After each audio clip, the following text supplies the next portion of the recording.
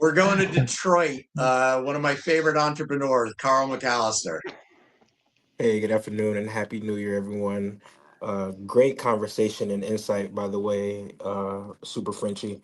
I Thanks, did Carl. have the question of the pillars, but since you already answered that, I had to quickly pivot to another question.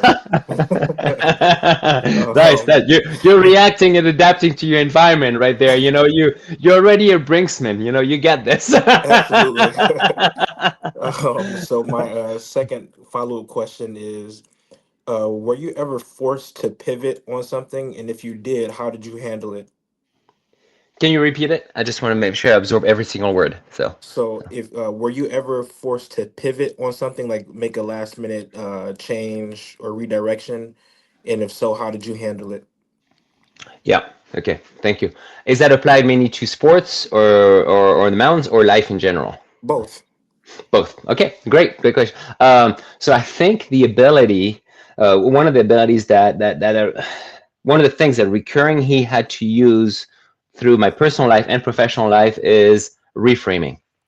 You know, if the frame doesn't suit you, well, destroy the frame and create a new frame or adjust the frame.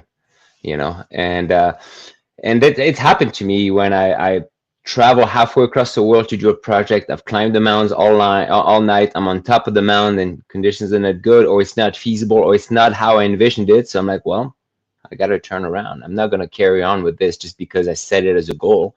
Then becomes delusional, you know. But then, personal level, I think the most powerful example I could bring is so the mother of my child is no longer my wife, and we went through, because when I crashed was 3 weeks before the birth of our son. It was very, very difficult for her to.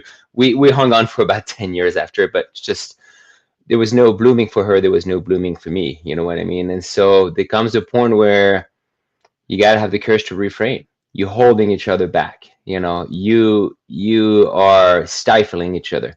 And so that's an example of reframing that I had to do, I think, in my private life. But I think, if you that's in Men's Search for Meaning by Viktor Frankl really hammers out the concept of cognitive reframing. So not only establishing a new frame, but actually shifting and leveraging a negative or something negative or harmful as a positive, and guess and a springboard for something else. And I think that's an ability that needs to be practiced, and that we cannot approach with hubris or complacency, but it's the ability to cognitively reframe, because I think that serves us very well on the personal or professional or personal or whatever element. It's a very important thing. So does that answer your question? Absolutely. Thank you for sharing that. Okay. Thank you.